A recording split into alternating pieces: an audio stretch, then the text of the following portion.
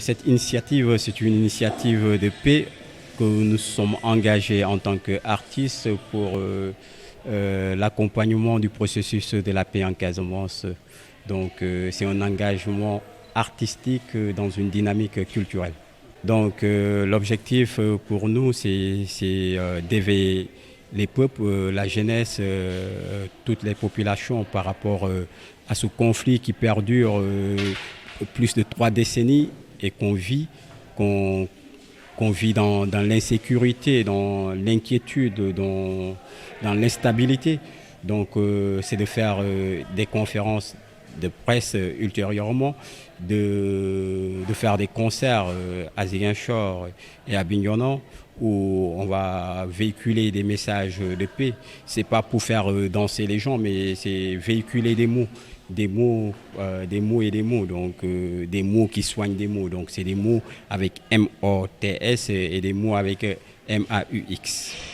Pour être honnête, je ne peux pas parler de thunes en ce moment, mais ce que je sais, il y a des choses qui ont été déjà prises en charge par rapport aux affiches qui doivent être tirées à Ziguinchor même, par rapport à la sono, par rapport aux spots qui vont se faire à Ziguinchor. Donc je parle pas en espèces, mais en nature. Donc il y a des choses qui sont déjà faites. La conférence qui se tient déjà comme ça, donc je pense que c'est déjà une chose qui a été faite. Donc c'est matériel. Donc c'est ça.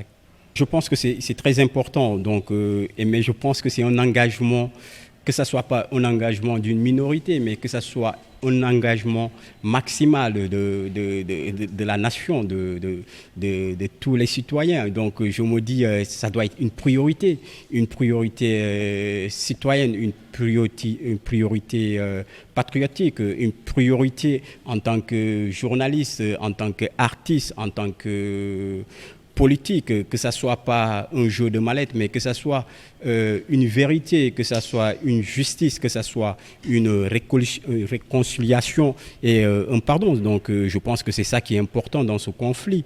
Et donc il y a eu énormément de choses qui se sont passées dans ce conflit et c'est vraiment regrettable. Donc comme mon confrère vient de le dire tout à l'heure, donc au moment où un gouvernement change, donc le dossier change et donc ça nous écœure. Donc c'est nous qui vivons ce conflit parce que je vous dis une chose, le conflit a été attribué aux Casamançais. On dit la paix en Casamance, la crise en Casamance, le conflit en Casamance. Donc c'est dit aux Casamançais, réglez votre problème. Donc, et je pense que ça ne devait pas se passer comme ça.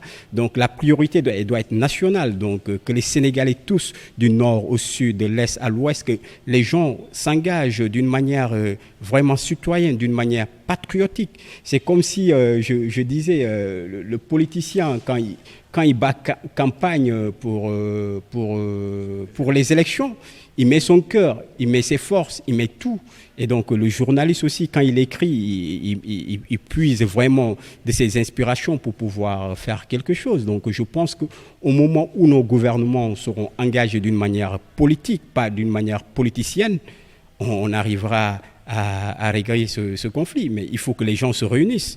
Il faut que la paix, on ne doit pas la négocier avec le peuple. Ce n'est pas avec le peuple qu'on négocie la paix. Je suis désolé, nous, on est des artistes. Donc je pense que la paix se négocie avec l'ennemi. Ce n'est pas avec la population qu'on négocie la paix. Parce que je vous dis, la population casamançaise est pour la paix. Donc il est du devoir de l'État d'aller négocier la paix avec le maquis.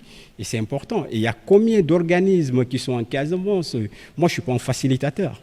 Je suis qu'un artiste, je donne ma vision. Il y a combien d'organismes qui sont en Casamance, qui travaillent sur le processus de paix? Il est temps maintenant que les gens nous disent un peu le bilan de ce processus de paix, où nous en sommes. Mais c'est regrettable, nous n'avons pas encore. On nous parle de processus de paix qui est noyé par une accalmie. Et jusqu'à là, les gens vivent dans le doute. C'est vrai, on se réjouit de cette accalmie, mais profitons de cette accalmie pour installer la paix. L'RL.net, s'informer en temps réel, site d'information exclusive numéro 1, www.l'RL.net, un nouveau look de l'RL.net, une valeur sûre du journalisme en ligne, 12 journalistes, des reporters sur le terrain, dont des anciens éléments, des renseignements généraux pour les investigations, des enquêtes fouillées, des reportages chocs et une rubrique People riche en infos, sans oublier la Web TV. L'RL.net, s'informer en temps réel.